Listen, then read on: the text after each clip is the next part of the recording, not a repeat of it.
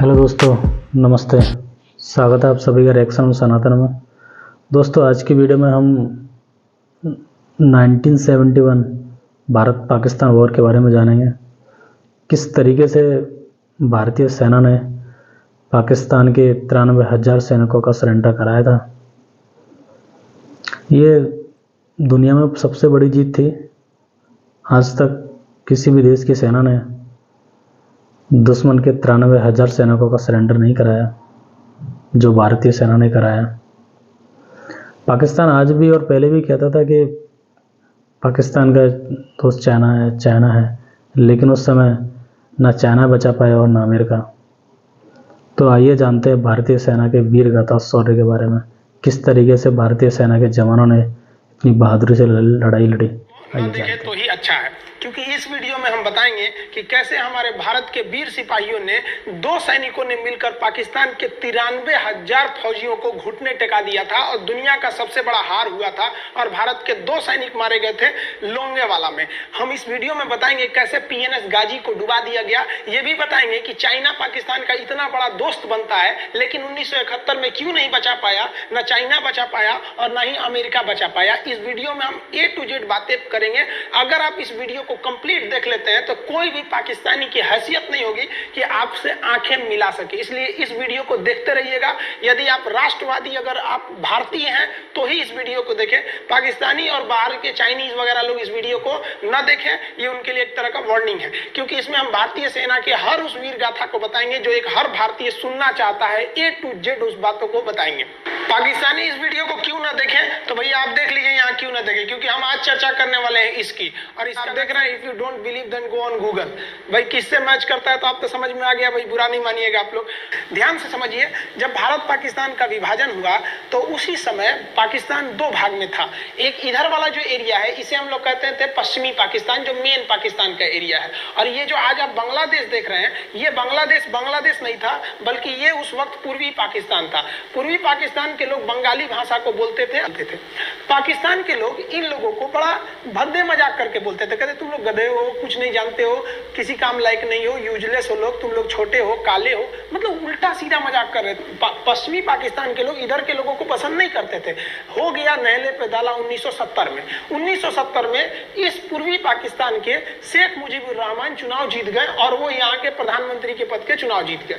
अब यहाँ की आर्मी ने क्या किया, उनको शपथ ही नहीं दिला रहे थे। इसलिए 70 के चुनाव जीतने के बाद शेख मुजीबुर रहमान जब देखे कि ऐसा है, तो उन्होंने अपना भाषण दिया 7 मार्च को और कहा कि अब हम इस पूर्वी पाकिस्तान को एक अलग देश बनाएंगे जिसका नाम रहेगा बांग्लादेश।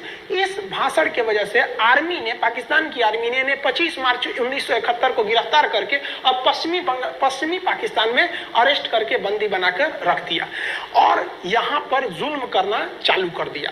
कहां पर भाई, तो पूर्वी बंगाल में, पूर्वी पाकिस्तान में, पूर्वी बंगाल में नहीं, पूर्वी पाकिस्तान में इन्होंने जुल्म करना चालू कर दिया। शेख मुजीबुर रहमान के गिरफ्तारी के विरोध में यहाँ मुक्ति वाहिनी नाम कर एक विद्रोही गुट तैयार हो गया था।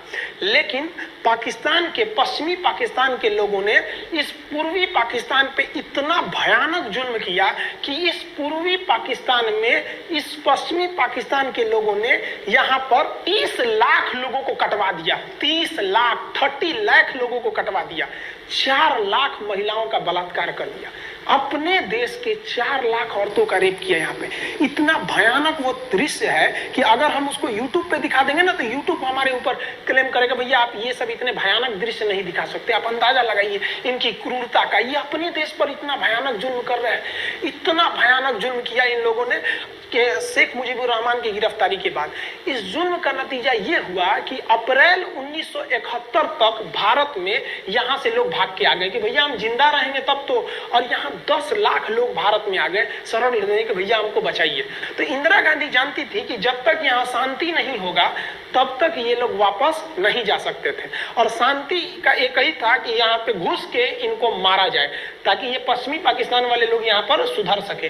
तो इंदिरा गांधी ने इसके इसके लिए बात की जनरल फील्ड मार्शल मानेकशॉ से। उन्होंने सेना प्रमुख मानेकशॉ से कहा, सैम मानेकशॉ से, कि आप अभी युद्ध कीजिए, हम आदेश देते हैं, आप अभी युद्ध कीजिए बांग्लादेश पे, हम अपने पड़ोसियों को इस तरह मरते नहीं छोड़ेंगे, आप इस पे हमला कीजिए। उस समय ये पूर्वी पाकिस्तान था। मानेकशॉ ने कहा कि ना, हम हमला नहीं करेंगे। कही अरे क्यों? कहा कि आप महीना देख रही हैं, अप्रैल का महीना है, अप्रैल के महीने का मतलब बरसात का दिन सर पे है, और बरसात के समय पूरब का हाल क्या होता है, एकदम भयानक बाढ़ आ जाती है। और उन्होंने एग्जाम्पल भी दिया कि सिकंदर की फौज भी हाथी लेके आई थी और कीचड़ में फंस गई थी, कि अगर यहाँ हम लड़ जाते हैं तो यहाँ बरसात रहेगा, हम यहाँ उलझ जाएंगे, ये एरिया सूखा रहेगा, चाइना का ऊपर से एरिया सूखा रहेगा, ये हमला कर देंगे, हमको 3 ओर से लड़ाई लड़ना पड़ेगा। मानेकशॉ ने इंदिरा गांधी से कहा कि आप 2-3 काम कर लीजिए। कब तक के लिए? कि नवंबर तक हम लोग युद्ध नहीं करेंगे, लेकिन अप्रैल से नवंबर के बीच में हम अपने सैनिकों को इस एरिया में लड़ने के लिए ट्रेनिंग दे सकते हैं, मुक्ति वाहिनी, उसको हम ट्रेनिंग दे सकते हैं। और इसी में 1971 में हमारी जो थी भारत और रूस की एक समझौता पर हस्ताक्षर हो गया। अब हम लोगों ने पाकिस्तान को एक बारूद के ढेर पर बैठा दिया था। इंतजार था तो इस बात का कि उस बारूद में एक चिंगारी की और तब पाकिस्तान तबाह हो जाता। इत्तेफाक देखिए, उस बारूद के ढेर पर खुद चिंगारी जलाई पाकिस्तान ने। कैसे? तो समझिए कैसे। हम लोग का था कि इधर हम लोग ऑफेंसिव हो जाएंगे, मतलब इधर भयानक हमलावर हो जाएंगे, और इधर हम लोग डिफेंसिव रहेंगे, मतलब इधर कम हमला करेंगे, ताकि हम लोग का मेन मकसद पाकिस्तान से युद्ध नहीं था। हमारा मेन मकसद था हमारे अपने बांग्लादेशी भाइयों पर जो जुल्म हो रहा था, जो उनकी बहनों को रेप हो रहा था, इतना भयानक किया था वहां पर पाकिस्तानियों ने कि बाप के सामने बेटी का रेप करते थे, और उसके बाद बाप मार के कहते थे तू भी रेप कर। इतना मतलब मानवता पूरी खत्म कर दिया गया वहां पर। तो भारत ने कहा कि इधर हम डिफेंसिव रहेंगे। पाकिस्तान को यह खबर लग गई कि भारत ना इधर कमजोर है। अरे भैया, इधर हम कमजोर थोड़ी हैं, इधर कम सैनिक रखे हैं और इधर हम भयानक रखे हैं, तो इसका मतलब ये थोड़ी है कि हम कमजोर हो जाएंगे। भैया, कहा जाता है ना कि सोनार के घर का कचड़ा भी बनिया के बादाम से महंगा बिकता है। देखिए, हम लोग ठंडी का इंतजार ही कर रहे थे कि पाकिस्तान ने गलती कर दिया। उसने 3 दिसंबर को अचानक हमला कर दिया, श्रीनगर पे, पठानकोट पर, चंडीगढ़ पर, यहाँ पर आगरा हवाई अड्डे पर तबातोड़ हमला कर दिया। एयरफोर्स का इतना भयानक हमला पाकिस्तान का भारत पर हुआ कि भारत देखते रह गया। धड़ पाकिस्तान की जहाजें एंट्री मार गई सब भारत में, उसकी एयरफोर्स एंट्री कर दी। इतना भयानक हमला था, इतना भयानक कि भारत का एक भी सैनिक नहीं मरा। समझ रहे ना कितना भयानक हमला था। अरे भाई, आप यहाँ पर घुस जाएंगे हमारे देश में तो क्या हो जाएगा भैया? मूस मोटैया लोढ़ा हुईन, हाथी घोड़ा थोड़े हुईन। भारत तो इसी का इंतजार कर रहा था। देहात में कहावत कहा जाता है कि रोए के रानी तले अखिए खुदा गई। भैया, हम प्लाने कर रहे थे कि हमला करने के लिए कि आप हमारे पे हमला करिए दीजिए। अब विश्व का भी दबाव नहीं आएगा हमारे ऊपर कि भैया हमला तो आपने किया है, अब हम लोग छोड़ेंगे नहीं। भारत एकदम दृढ़ निश्चय कर लिया। इसी बीच पाकिस्तान को एक खतरनाक खबर लग गई। क्या थी खबर भाई? तो देखिए, पाकिस्तान को खबर लगी कि भारत की ज्यादातर फौज इस पूर्वी पाकिस्तान की ओर डिप्लॉयड है, और यहाँ राजस्थान के जैसलमेर जिला में एक जगह है लोंगेवाला। उस लोंगेवाला में केवल और केवल 120 फौजी हैं। और अगर पाकिस्तान ने सोचा कि 120 फौजियों को हम रातों रात मार देते हैं तो उस समय एयरफोर्स रात में लड़ाई नहीं कर सकती थी, इसलिए इन्होंने लोंगेवाला में एंट्री मार दी। पूरी भयानक टैंक लेकर, फौज लेकर, इन्फेंट्री लेकर, और उसको वो लोग लोंगेवाला में घुसने के लिए चल दिए। और लोंगेवाला में भारत के पास केवल 120 सिपाही थे, केवल 120, और उन पर वो हजारों की संख्या में टूट पड़े। लेकिन घबराना नहीं चाहिए, क्योंकि चींटियां तादाद में कितनी भी क्यों ना हो जाए, गन्ना घसीट के नहीं ले जा सकती हैं। लोंगेवाला में जो ड्यूटी थी उस समय कुलदीप सिंह चांदपुरी जी का। कुलदीप सिंह चांदपुरी सरदार हैं, आप देखे होंगे बॉर्डर मूवी में इनका रोल सनी देओल ने किया है। अब ये कुलदीप सिंह, ये भैया पंजाबी सिख, अब ये लोग 1.25 लाख से नीचे कुछ सोचते ही नहीं है। चिड़िया नू में बाज लड़ावा, गिदड़ नू में शेर बनावा, और 1.25 लाख नू एक लड़ावा, तब गोविंद सिंह नाम रखावा। खबर आया कि आपसे जो लड़ने आ रहे हैं ना पाकिस्तान की ओर से, वो ब्रिगेडियर तारिक मीर आ रहा है। उसके पास टैंक है, 2800 फौज है, बहुत ही तेज रफ्तार से आ रहा है। आपके पास केवल 120 जवान है कुलदीप सिंह, आप पीछे हट जाइए। आप पीछे हट जाइए, क्योंकि आपको हम ना, आप बहादुर हैं इसमें नो डाउट, लेकिन आप कैसे लड़िएगा उतनी भयानक फौज के पास से। यहाँ उन्होंने कहा खालसा सिख नहीं हट सकते, हम दिखा देंगे कि हम 120 भी उन पर क्या पड़ेंगे, भारी पड़ेंगे। इनके पास ना ही टैंक को उड़ाने के लिए कोई संसाधन थे, टैंक को मारने के लिए एक जीप पर लगा हुआ छोटा सा तोप था, और इनके पास 3 ठो माइंस लगे थे। माइंस समझते हैं आप लोग, टैंक जो होता है ना बम, उसको उड़ाने के लिए माइंस लगाए जाते हैं। तो देखिए ध्यान से, ये है माइंस, ये माइंस होते हैं। इस पर अगर टैंक चढ़ता है ना तो टैंक ब्लास्ट कर जाता है। तब इन्होंने दिमाग लगाया, इन्होंने क्या किया, जो खाली रेगिस्तान था ना उसमें ना आगे की ओर 3 ठो ओरिजिनल माइंस को लगा दिया, और जो खाना खाने वाला टिफिन होता है ना 4 खंडे वाला, इसे उस टिफिन को इन लोगों ने रातों रात ना बिछा दिया। ऐसे लाइन से देखिए, लाइन से पाकिस्तान की टैंक आई तो शुरुआत में तो भैया ओरिजिनल माइंस था, धड़ाम से लगा, पाकिस्तान की टैंक उड़ गई। पाकिस्तान का एक टैंक उड़ा, फिर दूसरा उड़ा, तीसरा उड़ा, पाकिस्तानी एकदम डर गए सब। ब्रिगेडियर तारिक मीर कहे कि भैया यहाँ तो माइंस लगा के रखा है इन लोगों ने, एक काम करो इंजीनियरों को बुलाओ, पूरा माइंस निकालो। अब ब्रिगेडियर जो हमारे मेजर कुलदीप सिंह थे, ये जानते थे कि बाबू अगर हम तुमको रात भर रोक दिए ना तो सुबह हमारी एयरफोर्स आएगी, तुमको जिंदा नहीं छोड़ेगी। इसलिए इन्होंने पूरा टिफिन बिछाया था। इन पाकिस्तानियों ने 6 घंटे लगा दिए उनको निकालने में। इंजीनियर आते थे तो डर के मारे टिफिन निकालते थे, अरे बाप रे बाप, और टिफिन में तो ईंटा पत्थर भर देते थे और डर के ले जाते थे, भागो भागो भागो, माइंस है माइंस है। इसको लगाते लगाते इन लोगों ने पूरी रात बिता दी। 3 बज गया, 3 बजे इनको पूरा सन्नाटा दिखा कि भैया ये तो टिफिन है, ये रेगिस्तान में ये तो टिफिन है। अब उन्होंने कहा कि आदेश दिया कि हमला करो। तो कुलदीप सिंह जो थे चांदपुरी, उन्होंने बालू के बीच में ऐसे गड्ढे बना रखे थे और अपने फौजियों को ना 2 किलोमीटर एरिया में बिछा दिया था, एक उधर एक इधर एक इधर। तो चारों ओर से फायरिंग होती थी। पाकिस्तानियों को लगी ना कि भैया हमको गलत इंफॉर्मेशन मिल गया है, 120 को मिल के ऐसे थोड़े मारेगा सब। सोच रहा उधर से गोली इधर से गोली, धड़ाधड़ बम गोला दारू सब चल रहा है यहाँ पर। इतना भयानक कहीं कोई 120 आदमी मिल के ऐसे मारता है? नहीं भाई, इतना भयानक सुनसान एरिया में कहां से कौन मार रहा है, एकदम तबाही मचा दिया। कुलदीप सिंह चांदपुरी ने क्या तबाही मचाया था आप देखना चाहते हैं तो देखिए उन लोगों ने क्या तबाही मचाया था। ये है पाकिस्तान का टैंक, ये धज्जी उड़ गया था टैंक का, थूथूर तोड़ दिया इसका यहाँ पे। ये देखिए टैंक का, पाकिस्तानी देख रहे हैं कि भैया सब चक्का होकर फेंका गया। बताइए ये चांदपुरी साहब को ऐसा करना चाहिए? ये कोई वीडियो गेम खेल रहे हैं, मार के धज्जी उड़ा दिया। अरे पाकिस्तान बच्चा है, अपने बच्चा है, बिगड़ गया, आराम से मारिए। ऐसे एकदम धज्जी उड़ा दिए हैं बेचारा सबको। पाकिस्तान के टैंक को धज्जी उड़ा के उस पे भारतीय सैनिक खड़ा होकर फोटो खिंचवा रहा था। फोटो खींचे, फोटो खींच। उस समय सेल्फी नहीं था ना, तो आगे से फोटो खींचना, फोटो खींचे। यहाँ पे आने वाली पीढ़ियों को ये प्रेरणा देगी। बताइए इतना सुंदर गाड़ी लेके आया था पाकिस्तान मारने के लिए, हाँ बेचारा ऐसे मारा जाता है? हाँ अरे ब्रिगेड मेजर साहब आप भी, बच्चा है, बच्चा को थोड़ा आराम से मारिए। देखिए इसका थोबड़ा बिगाड़ दिया गाड़ी का। ओहो, ऐसे नहीं मारना चाहिए, लेकिन क्या कीजिएगा, बच्चा बिगड़ जाता है तो धोना ही पड़ता है। ये हाल कर दिया रात भर में। सोचिए रात में इतना बुरा मारा, दिन में दिखता तो कुछ डाल रहा, पूरा एकदम भयानक तबाही मचा दिया मेजर कुलदीप सिंह चांदपुरी ने। इनके आगे कौन खड़े थे? ब्रिगेडियर पाकिस्तान के ब्रिगेडियर साहब को कहने लगे भैया ये तो बहुत बुरा मार रहा है सब। तब तक हो गया सुबह, और सुबह के वक्त हमारे जो हंटर जहाज थे, उस समय जो जहाजें थी वो हंटर जहाज थी। ये हंटर जहाजें रात में नहीं उड़ सकती थी, लेकिन दिन में उड़ सकती थी। रात भर तक कुलदीप सिंह चांदपुरी ने ऐसा कूचा पाकिस्तानियों को, इतना कूच दिया कि भोर हुआ तो बाकी का कसर पूरा कर दिया हमारे हंटर विमानों ने। ये हंटर विमान जब आए सब तो इतना भयानक तबाही मचाए सब पाकिस्तान के जहाजों का कि आप हुलिया देखेंगे ना, पाकिस्तान के टैंक का ऐसे पड़ गया। इस टैंक पूरा तबाह हो गया, सब पूरी तरह ध्वस्त हो गया इतनी भयानक युद्ध में। 3 तारीख को पाकिस्तान ने हमले की शुरुआत की और ये 4 तारीख का शकल देखिए पाकिस्तान का। इतना भयानक धज्जी उड़ा दिया पाकिस्तान का जिसका कोई हद नहीं।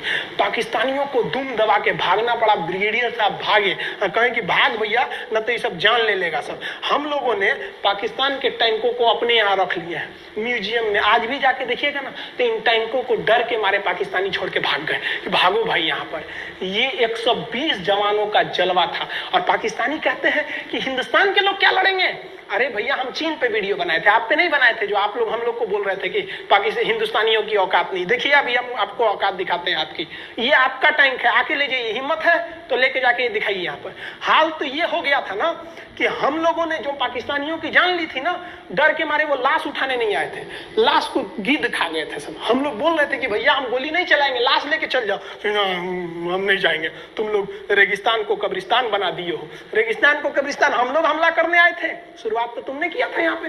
तो ये गिद्ध खाए थे सब, सफाई उफाई का काम ये किए थे सब। अब पाकिस्तान हम लोग को धमकी देता है, आज भी वो नहीं सुधरे हैं। आज भी हमने जो चाइना पे वीडियो बनाया था उसमें वो हमको धमकी देता है कि भारत की आर्मी कुछ नहीं कर सकती। अरे भैया आप सोचिएगा भी मत, अभी के समय में तो मत सोचिएगा। जानते हैं क्यों? देख लीजिए इधर अभी कौन बैठा है भारत में, समझ में आ रहा है? आप लोग तो पहले पाकिस्तान वाले लोग इस बात पर रिसर्च कीजिए कि इनमें ज्यादा खतरनाक कौन है आपके लिए। हमको तो यही ज्यादा खतरनाक लगते हैं भाई, समझ में आया आप लोग को? तो अभी देखिए ध्यान से, यहाँ पर पाकिस्तान ने जो हार हुई थी लोंगेवाला में, ये हार में पाकिस्तान की तो कमर टूटी और पाकिस्तान का पूरा मनोबल टूट गया कि ससुरा 120 को मिलके इसे कैसे धो दिया सब। बताइए इतना भयानक धो जाता है। तो ये शुरुआत तो इन्होंने किया 3 तारीख को, 4 तारीख को हमने धो दिया। अब बचा नेवी कही कि भैया आर्मी को मौका दिए, एयरफोर्स को मौका दिए, रात में आर्मी धोई, सुबह में एयरफोर्स धोई, हम नहीं धोएंगे क्या? हम भी धोएंगे। नेवी कब पहुंची? 5 दिसंबर 1971 को कराची पहुंच गई और कराची में जब पहुंची ना तो कराची को तबाह कर दिया। इतना भयानक बम्बार्डमेंट किया कराची पर कि कई दिन तक कराची बंदरगाह पर आग लगा था और कराची बंदरगाह को तो उन्होंने ऐसा धज्जी उड़ाया जिसे लग रहा था सिंधु सभ्यता बना दिया उनको। तो पाकिस्तान की, पश्चिमी पाकिस्तान का कमर टूट गया। पाकिस्तान वालों ने कहा कि ससुरा सब बोल रहा था सर कि हम इधर डिफेंसिव है, यानी ज्यादा हमला नहीं करेंगे, ज्यादा हमला इधर करेंगे। ससुरा इधर कैसे मार रहा होगा सब, अभी इधर भी बताते हैं कैसे मारा सब। ये कराची पहुंच गया, आप देखेंगे क्या हाल किया था सब कराची पे। कराची में जब मारा गया था ना इन पाकिस्तानियों को, तो ये पाकिस्तानी भाग गए थे सब ग्वादर में। ये ग्वादर भाग गए, अभी इनसे ग्वादर भी जाने वाला है, पूरा राज्य चला जाएगा इनसे, बलूचिस्तान। छुप के गए थे लोग ग्वादर बंदरगाह पे। अगर हम झूठ बोल रहे हो तो आप खुद पता कीजिएगा अपने यहाँ के इतिहास में भाई, हिंदुस्तान ये ग्वादर बंदरगाह पे छुप गए थे सब। आप देखिए कराची का क्या हाल हुआ था उस समय, हमारे एयर नेवी ने क्या हाल किया था। पाकिस्तान का जितना जहाज बस मिल जाए कि भैया ये जहाज किसका है, तो भैया जब पता चले कि भैया ये जहाज पाकिस्तान का, ये हाल हो जा रहा था जहाज का। यहाँ देख लीजिए इनका पूरा ध्वस्त, भैया ऐसे मारा जाता है। हाँ अरे भाई बच्चा को बच्चा की तरह मारना चाहिए। इंडिया की नेवी ने भी हद कर दिया, बताइए इस तरह मारा जाता है। हाँ यहाँ देख लीजिए पूरा का पूरा धज्जी उड़ा दिया इन लोगों को। अरे भाई बच्चा है, बिगड़ गया है तो थोड़ा सा आराम से न मारिएगा, कि देख रहे हैं इस तरह से मारा पूरा पाकिस्तान के। कराची बंदरगाह उड़ गया। तो पाकिस्तान का तो इधर से तो पूरा का पूरा धज्जी उड़ा दिया। अभी शुरुआत हुए युद्ध के केवल 2 दिन हुए हैं, आप दिल थाम के रखिए, अभी युद्ध लंबा चलने वाला है। 3 दिसंबर को स्टार्ट किए, 4 दिसंबर को हम लोग लोंगेवाला धो दिए, अब 5 दिसंबर को कराची। अब पाकिस्तान ने ना भारतीयों को तबाह करने के लिए, भारत का सबसे खतरनाक जहाज था आईएनएस विक्रांत। आईएनएस विक्रांत को बर्बाद करने के लिए ना इसने यहां से भेज दिया आईएनएस पीएनएस गाजी को। गाजी एक पनडुब्बी थी, उसको आदेश दिया गया कि जाके मार के आओ, किसको? विक्रांत को। क्योंकि अगर विक्रांत जहाज डूब जाता तो वाकई उस समय हमको युद्ध जीतने में बहुत दिक्कत आ जाती। तो ये गाजी कैसे डूबा, इसको हम लोग एक खराब जहाज से मार दिया। तो अब इधर समझते हैं कि जब उधर इतना भयानक धोए तो इधर कितना बुरा धोए होंगे, इसको बारे में हम लोग समझते हैं। भारतीय सेना अब पूरब की ओर क्या क्या काम की, इसको ध्यान से समझिए। ये मुक्ति वाहिनी जो थी बांग्लादेश की, वो अंदर ही पाकिस्तानी फौजियों को मार रही थी गली कुची में दौड़ा दौड़ा के, क्योंकि इन पाकिस्तानी फौजियों ने वहां पर रेप किया, मर्डर किया और इनका साथ दे रही थी इधर से हमारी इंडियन आर्मी और ऊपर से हमारा एयरफोर्स। ये तबाह कर दिए थे, इनको भागने के लिए भी जगह नहीं था। और इसी में इनका सबसे बड़ा सरदर्द बन गया था इंडियन नेवी, क्योंकि इनको जो मदद थी, देखिए ये पूर्वी पाकिस्तान है, इनको मदद जब भी मिलेगी तो इधर से ही मिलेगा। अब बताइए यहाँ से तो कोई जाएगा नहीं, बेवकूफ भी नहीं होगा जो इधर से मदद करने जाएगा। रास्ते में एयरफोर्स मार के गिरा देती थी, ट्रक वगैरह जाएगा नहीं, तो नेवी से ये इन लोग मदद देते थे। भैया यहाँ पे जो इनके फौजी लड़ रहे थे उनको खाना पीना भी खत्म हो गया था। अब इनको बर्बाद कर दिया भारत। आईएनएस विक्रांत, आईएनएस विक्रांत उस समय का बहुत बड़ा जहाज था इस साउथ एशिया के देशों का, और यहाँ से उस इतना बड़ा जहाज था कि उसके ऊपर से लड़ाकू जहाजें उड़ती थी। वो एयरफोर्स यहाँ से भी बम मारता था, मिसाइलें मारता था, ऊपर से लड़ाकू जहाज और हेलीकॉप्टर छोड़ देता था, जो ताकि मुक्ति वाहिनी को कोई दिक्कत ना आए। मुक्ति वाहिनी मारती थी और आर्मी पूरी तरह से उसने यहाँ से हमारा विक्रांत ने चटगांव बंदरगाह को तबाह कर दिया। अब बांग्लादेश का देखिएगा वर्तमान में, उस समय तो पूर्वी पाकिस्तान था, ये चटगांव उस समय पाकिस्तानी आर्मी नेवी का एक बहुत बड़ा केंद्र था। इधर हम लोग ने उड़ा दिया कराची, इधर उड़ा दिया हम लोगों ने चटगांव। अब मुक्ति वाहिनी को कोई खास दिक्कत नहीं आ रहा था। अब पाकिस्तान ने कहा कि हर हाल में इस विक्रांत को बर्बाद करो। देखिए ये विक्रांत है, विक्रांत जहाज जो था इसपे से इसके ऊपर देखिए आपको लड़ाकू जहाजें दिखेगी। पीएनएस गाजी को क्या आदेश दिया गया था भाई कि तुमको जाना है और इस विक्रांत को बंगाल की खाड़ी में जाने के बाद इसी में डुबा देना है। अब पाकिस्तान वालों का इतना दिन तो अच्छा था नहीं, भारतीय खुफिया एजेंसी को पता चल गया कि पाकिस्तान की पनडुब्बी वो समुद्र के अंदर अंदर चलती है, उसको साइलेंट किलर कहा जाता है। पाकिस्तान की पनडुब्बी चल दी है पश्चिमी पाकिस्तान से बंगाल की खाड़ी की ओर, ये अरब सागर से बंगाल की खाड़ी की ओर चल दिया। अब विक्रांत को बचाना हर हाल में जरूरी था, इसलिए हम लोग विक्रांत को छुपा दिए, मतलब थोड़ा सेफ्टी दे के रखने लगे। और इस पीएनएस गाजी जो था, अब पीएनएस गाजी को देखेंगे, पीएनएस का मतलब था पाकिस्तानी नेवल शिप, पीएनएस गाजी, ये मारने आ गया किसको? विक्रांत को। इस पीएनएस गाजी को अगर कोई मार के डुबा सकता था तो वो था आईएनएस राजपूत। लेकिन ये जो आईएनएस राजपूत आप इमेज में देख रहे हैं, ये उस समय समस्या क्या था इस आईएनएस राजपूत के साथ, क्योंकि इसके इंजन में कुछ खराबी आ गई थी और ये बिगड़ गया था, और बिगड़ के इसको विशाखापट्टनम पे बनाया जा रहा था, रिपेयर किया जा रहा था, इंजन ही गड़बड़ हो गया था। तो भारतीयों का यहीं पे दिमाग काम आया। भारतीयों ने सोचा क्यों ना हम पीएनएस गाजी को खुद बुला के लाएं, कहां पर? विशाखापट्टनम पे। तो लोगों ने कहा कि भैया ये आएगा विशाखापट्टनम में, क्या आईएनएस राजपूत हमको मार दो? तो कहा कि नहीं, देखिए कैसे आएगा।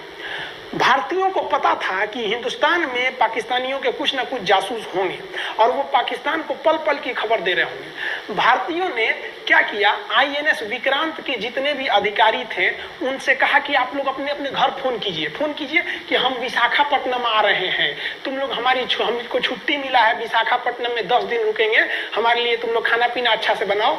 लड़कों से उन लोगों को खबर खिला दिया। विशाखापट्टनम में जितने मछुआरे थे उनको कहा गया कि आप लोग हट जाइए, बहुत बड़ा जहाज आने वाला है, बहुत बड़ा जहाज विक्रांत आ रहा है, यहाँ पे आप लोग खाली कर दीजिए, आईएनएस विक्रांत आ रहा है। यहाँ पर क्या किया गया, ऑर्डर दिया गया, बहुत सारे फल सब्जी अंडा ब्रेड, कि भैया ये इतने बड़े जहाज के लिए जा रहा है, 6 महीने का खाना चाहिए। ये खबर आग की तरह फैल गई पाकिस्तानियों को, और पाकिस्तान में खबर लग गई कि भैया आईएनएस विक्रांत यहाँ नहीं है, आईएनएस विक्रांत विशाखापट्टनम पे है। अरे बकलो, विशाखापट्टनम पर पीएनएस गाजी की मौत यमराज इंतजार कर रहा था आईएनएस राजपूत। ये गधा जो था पीएनएस गाजी, ये मुड़ गया किधर की ओर? विशाखापट्टनम की ओर। और विशाखापट्टनम पर चुपचाप शांति से खड़ा हुआ जहाज आईएनएस राजपूत इंतजार कर रहा था। तो पानी के अंदर अंदर आओ, ये अभी बाहर निकला हुआ है, पानी के अंदर रहती है। और आईएनएस राजपूत देखा कि ये आ रहे हैं, वो आईएनएस राजपूत को मारता कि इससे पहले ही आईएनएस राजपूत मार के तबाह कर दिया पीएनएस गाजी को। पीएनएस गाजी पर को डूबने के बाद पाकिस्तान को बहुत बड़ा सदमा लग गया। पाकिस्तान को यह एहसास हो गया कि अब हम कभी नहीं जीत सकते हैं, क्योंकि ये पीएनएस गाजी अमेरिका से खरीदा हुआ एक बहुत ही शक्तिशाली पनडुब्बी थी जिसे कोई डुबा नहीं सकता था, और हम लोगों ने उसको इस जहाज से डुबाया जो जहाज खराब हो चुका था, जिसका इंजन खराब था। भारतीय सेना का मोराल पूरे 7वें आसमान पर था और पाकिस्तानी दिन पर दिन बर्बाद हो रहे थे। अब पाकिस्तानियों को लगा अब क्या करेंगे, तो पाकिस्तानियों ने अमेरिका में फोन किया, भैया आप कुछ कीजिए। तो अमेरिका ने ना यूएनओ में मुद्दा उठा दिया, यूनाइटेड नेशन ऑर्गेनाइजेशन, इसकी जो सिक्योरिटी काउंसिल है, सुरक्षा परिषद, इसमें कह दिया पूर्वी पाकिस्तान पर जुल्म कर रहा है, मार रहा है। तो रसिया उस समय हमारा साथ दिया, कहा कि तू देर जानता है जुल्म कर रहा है, भारत जो कर रहा है सही कर रहा है, हम इस प्रस्ताव के खिलाफ में वीटो करते हैं। वीटो अगर कोई देश, 5 देश को वीटो है, इस पर अलग चर्चा करेंगे, अगर किसी ने वीटो कर दिया तो प्रस्ताव रद्द हो जाता है। तो पाकिस्तान की एक और उम्मीद यहाँ पर अपना दम तोड़ दी। अब पाकिस्तान कहा अमेरिका से कि भैया आप ही हमको बचा लीजिए। तो अमेरिका ना भारत पाकिस्तान की ओर से भारत पर हमला करने के लिए अपना सबसे खतरनाक जहाज भेज दिया, 7वां बेड़ा। देखेंगे 7वां बेड़ा को, अगर तो इतना भयानक था 7वां बेड़ा ये। ये अमेरिका का साथ अकेले चलता ही नहीं था, इतनी पूरी फौज के साथ, नेवी के साथ चलता था। ये किस लिए आया था? विक्रांत को डुबाने के लिए, और इसका साइज विक्रांत से डबल था। इसके आगे विक्रांत नहीं टिक पाता। अब इंदिरा गांधी भी टेंशन में रह गई। ले, तब उस समय इंदिरा गांधी को याद आया कि भैया हमारा एक और तो हम समझौता करके आए हैं, अगर अमेरिका पाकिस्तान का साथ दे सकता है तो रूस से हम भी तो समझौता करके आए हैं। तो भारत ने रूस को कहा कि भैया अमेरिका इतना भयानक 7वां बेड़ा भेज दिया, आप हमारी मदद कीजिए। तो रूस ने कहा टेंशन क्या लेते हो, देखो हम बोलते हैं। रूस ने परमाणु पनडुब्बी भेज दी और रूस ने अपना 40वां बेड़ा भेज दिया। आप देखेंगे ये रूस का 40वां बेड़ा है। ये अपने भारी भरकम जहाजों के पूरे ग्रुप के साथ चल दिया, कहा कि चल भैया देखते तुमको कौन मारेगा भारत को। और अमेरिका को सीधा कह दिया कि भैया विक्रांत पर अगर आपने हमला किया तो ये हमला हम रूस पर हमला मान लेंगे। यहाँ पर खड़ा था भारत का विक्रांत और उसकी सपोर्ट में खड़ा था रूस का 40वां बेड़ा। और रूस ने यमन से अपनी एयरफोर्स को भी कह दिया था कि भैया तुम भारत की देखभाल करना। तो भारत की सुरक्षा के लिए इतने लोग, और अमेरिका अपना 7वां बेड़ा लेके यहाँ मुंह देख रहा था, और ब्रिटेन ने भी अपने ईगल नाम के बेड़ा को भी भेज दिया था। तो ये 2 लोग हमारे खिलाफ आ गए थे लड़ने के लिए कि अब बताइए, हम लोग बांग्लादेश की भलाई सोच रहे थे और अमेरिका का 7वां बेड़ा और रूस का ब्रिटेन का ईगल हम लोग के खिलाफ था, और हमारा अपना विक्रांत और रूस की एयरफोर्स और उसकी 40वां बेड़ा हमारे साथ थी। ये पूरी तरह से बाउंड्री बना दिया था 40वां बेड़ा। 40वां बेड़ा का कहना था कि भैया हमारे जहाज पर ऑटोमेटिक मिसाइल लगी है, तुम अगर इधर आओगे तब मार देंगे तुमको ऐसे ही। रूस ने अपनी सारी पनडुब्बियों को ऊपर उठा दिया समुद्र के ऊपर, ताकि सैटेलाइट से और दूसरी निगरानी से देखा जा सके, और यही हुआ भी। वो लोग रूस के इतने खतरनाक जहाजों के ग्रुप को देखकर घबरा गए, इतना घबरा गए कि ब्रिटेन ने कहा था we are too late. Britain का ईगल बेड़ा अमेरिका के 7वां बेड़ा से कह रहा है कि रे उधर मत जो, बहुत देर हो गया है, वो पहले पहुंच गया है रूस, अब मारेगा वहीं तबाह हो जाओगे यहाँ पे। तो 7वां बेड़ा ने धमकी दिया कि हमारे जहाज में परमाणु बम लदे हुए हैं। तो 40वां बेड़ा ने रिप्लाई किया था कि हम भी जब चले थे ना तो परमाणु बम लादे के चले थे, और गिनती जब कर रहे थे तो हम भी गिनती किए थे, 250 हमारे पास भी परमाणु बम था, लेकिन इतना ज्यादा था कि सोचे कि कौन गिनेगा, बाद में गिनेंगे, आ जाओ देखते हैं किसके पास कितना है। तो रूस ने हमसे सच्ची दोस्ती निभाई थी, और इधर शेख मुजीबुर रहमान की जो मुक्ति वाहिनी थी वो अपना काम कर रही थी। अब भारत आर पार की लड़ाई में था। पाकिस्तान हर मोर्चे पर हारते जा रहा था। भारत सरकार ने पाकिस्तान पर मनोवैज्ञानिक दबाव बनाने के लिए निर्मलजीत सिंह अरोड़ा ने एक प्लान बनाया। उन्होंने एयरफोर्स को पूर्वी पाकिस्तान यानी जो अभी बांग्लादेश है, तो ढाका के ऊपर एयर ड्रॉप करा दिया, हवाई जहाज से सैनिकों को उतार दिया, और उन सैनिकों के भेष में उसमें सैनिक कम थे, और उसमें केवल पुतलों को नीचे उतारा गया था। ये केवल इंडियन आर्मी जान रही थी कि पुतला नीचे उतरा है सर, लेकिन मीडिया ने तो इसको खबर को आग की तरह फैला दिया। और इसमें हम धन्यवाद देना चाहेंगे हाथ जोड़कर बीबीसी न्यूज का। और बीबीसी ने यह छाप दिया कि इंडियन एयरफोर्स ने ढाका पर 5000 एयर ड्रॉप करा दिया फौजियों को। अब ये गली गली खोज खोज के पाकिस्तानी फौजियों को मारेंगे कि तुम क्यों मार रहे हो हमारे बांग्लादेशी भाइयों को। और बांग्लादेश की मुक्ति वाहिनी वैसे ही उनके पीछे पड़ी हुई थी पाकिस्तानियों के। अब पाकिस्तानियों का पूरा मनोबल टूट गया, पाकिस्तानी गली गली छुप गए सब। सोचिए ये पुतला से डर जा रहे थे सब, रियलिटी में ये फौजी नहीं थे, ये पुतला गिराया गया था एयर ड्रॉप करके। अब वो लोग डर के मारे भाग गए यहाँ पर। अब एयरफोर्स ने देखा कि उसके ये छोटे से वैज्ञानिक दबाव का इतना खतरनाक असर पड़ा है। एयरफोर्स ने कहा कि अब एक काम करते हैं, अब आर पार को अब ठोक डालते हैं पाकिस्तान को, अब जो होगा सो देखा जाएगा। एयरफोर्स ने बांग्लादेश के जो गवर्नर थे उनके घर पे हमला कर दिया। अब वो घर में नहीं थे, वो तो बच गए। बचने के बाद डर क्या होता है, देखिए डर किसको कहा जाता है। जो उनके गवर्नर हाउस थे एएच मलिक, इन्होंने त्याग पत्र दे दिया, भैया जिंदगी रहेगी तो बहुत नौकरी करेंगे, डर के मारे त्याग पत्र दे दिया। सोचिए गवर्नर, क्योंकि पाकिस्तान का एक राज्य ही तो था पूर्वी पाकिस्तान, जैसे हमारा एक राज्य है उत्तर प्रदेश, बिहार, महाराष्ट्र, वहां पे भी एक गवर्नर होते हैं ना, संवैधानिक हिसाब से गवर्नर मालिक होता है उस जगह का। त्याग पत्र दे दिए। सोचिए ये डर था उनके अंदर। निर्मलजीत सिंह अरोड़ा जो लेफ्टिनेंट जनरल थे, जनरल तो हमारे मानिक साहब थे, लेफ्टिनेंट जनरल थे जिन्हें बांग्लादेश जीतने की जिम्मेदारी दी गई थी, मतलब उसे सुरक्षा करने की जिम्मेदारी दी गई थी। वो पाकिस्तान के लेफ्टिनेंट जनरल नियाजी से बात किए और उन्हें कहे कि हम आपको आधा घंटा का टाइम देते हैं और आप इस आधा घंटा में विचार कीजिए आप सरेंडर करते हैं कि नहीं। अगर आप सरेंडर कर देंगे तो हम आपको गारंटी देते हैं कि आपके सैनिकों को जिंदा रखा जाएगा। और अगर आप हमारी बात को नहीं मानेंगे, देखिए गवर्नर साहब के घर है, कोई ठीक नहीं है, आपके घर पे भी यही हो जाएगा। क्योंकि अगर आप हमारे सामने सरेंडर नहीं करिएगा तो याद रखिए हम अपने हमले को 10 गुना और तेज कर देंगे।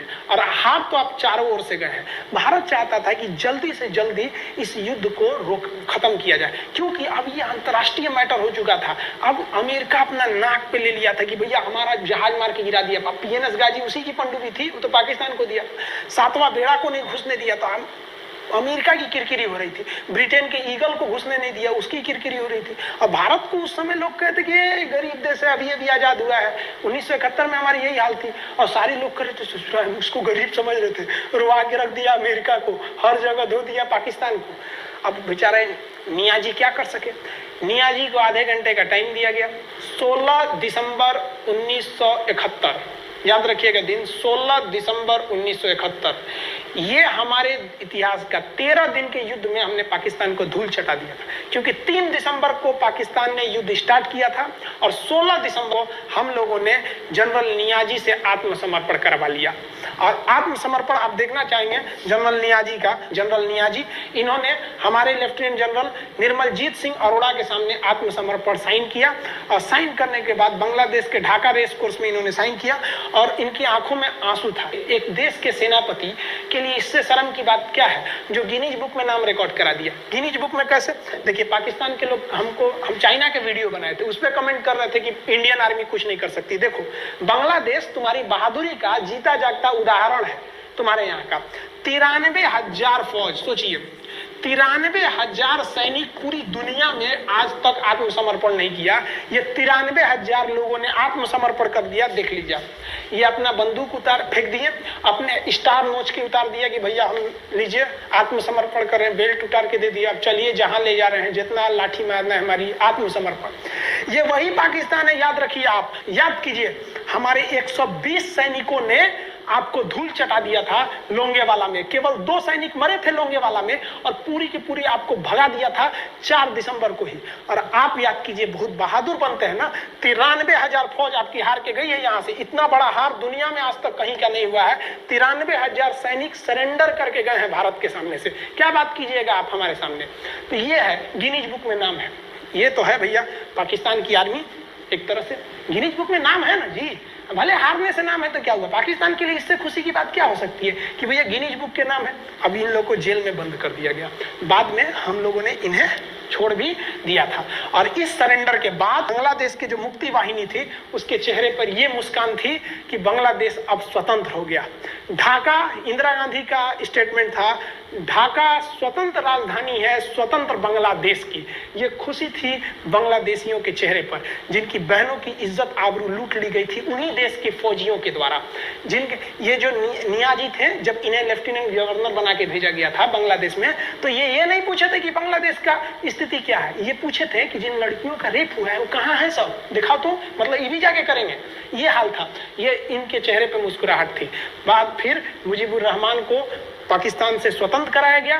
भारत ने जो अपना वादा किया था कि शेख मुजीबुर रहमान को स्वतंत्र करेंगे, बांग्लादेश को स्वतंत्रता दिलाएंगे, उनके अधिकारों के लिए लड़ेंगे, भारत ने अपने वादा को पूरा किया। आज शेख मुजीबुर रहमान की बेटी शेख हसीना बांग्लादेश की कमान संभाले हुई है। शेख हसीना, जब हमको याद है जब वो भारत आई थी तो एयरपोर्ट पे, तो मोदी जी एयरपोर्ट पर रिसीव करने गए थे, जबकि ऐसा नहीं होता है। शायद ही बांग्लादेश की प्रधानमंत्री को पूरी दुनिया में कोई बड़े देश का राष्ट्रपति रिसीव करने जाए, प्रधानमंत्री रिसीव करने जाए। तो भारत अपने पड़ोसियों का इतना ख्याल रखता है, चाहे वो नेपाल हो, भूटान हो, सबके साथ। अभी हाल फिलहाल में नेपाल के लोग थोड़ा गुस्सा हैं लिम्पियाधुरा काला पानी को लेके, लेकिन ऐसा नहीं है कि हमारा नेपाल के साथ कोई खराब रिश्ता है। हमारा नेपाल के साथ रोटी और बेटी का रिश्ता है। बांग्लादेशियों के साथ हमारा बहुत। तो देखा दोस्तों, आपने वीडियो कैसी लगी। इसमें थोड़ा सा भी कुछ बाकी रह गया था जो बताया नहीं। इसमें मेजर भवानी सिंह के बारे में नहीं बताया, जो जयपुर के महाराजा मान सिंह सेकंड के पुत्र थे, मेजर भवानी सिंह। मेजर भवानी सिंह की पोस्टिंग थी बांग्लादेश बॉर्डर पर। तो उनके सीनियर ने उनको ऑर्डर दिया था कि आप जाइए बांग्लादेश के बॉर्डर पर एक नदी पड़ती है, वहाँ तक आप सुबह 5 बजे तक पहुंच जाइए, सुबह 8 बजे तक पहुंच जाइए। लेकिन मेजर भवानी सिंह अपनी बटालियन के साथ सुबह 5 बजे ही 3 घंटे पहले पहुंच गए। तो सैनिकों ने बोला अपने मेजर से कि मेजर साहब हम तो 3 घंटे पहले ही आ गए, साहब का ऑर्डर था सुबह 8 बजे पहुंचने का।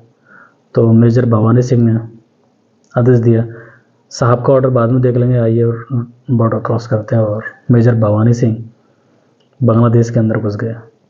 बांग्लादेश में घुसते ही और बांग्लादेश पर कब्जा कर लिया। तब इन्फॉर्मेशन पहुंचाई अपने सीनियर को कि हमने बांग्लादेश जीत लिया, ढाका जीत लिया।